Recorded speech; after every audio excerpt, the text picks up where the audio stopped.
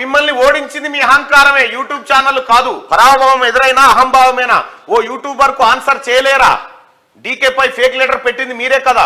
అంతకు మించి ఛానళ్లు మీ వద్దే ఉన్నాయిగా. కేటీఆర్ 32 యూట్యూబ్ ఛానల్ వ్యాఖ్యలపై నెటిజన్లు ఫైర్ అంటూ కేటీ రామారావు క్యూ న్యూస్ను ఫస్ట్ నీకు ఎంత భయం ఉంటుందో తెలుసు. క్యూ న్యూస్ అంటే నిన్న ట్వీట్ చేసినావు, యూట్యూబ్ ఛానల్ వల్ల మేము ఓడిపోయినామని చెప్పినావు. ఎస్, క్యూ న్యూస్ ఏం చేసిందో ఇప్పటికైనా నీకు అవగతమైనందుకు, నీకు ఇప్పటికైనా సోయొచ్చినందుకు మంచిదే. కానీ దీనికి తోడు నీ అహంకారం. నీకు ఎట్లా ఉంటుండే అహంకారం అంటే ఇట్లా అనంతం అందరు పోయి పెద్ద పెద్దలు పోయి సార్ రామ్ సార్ ఏమన్నా కలుతుంటివా? నీ అహంకారము, నీకున్న దుర్మార్గమైనటువంటి ఆలోచన మీ పతనానికి కారణమైంది.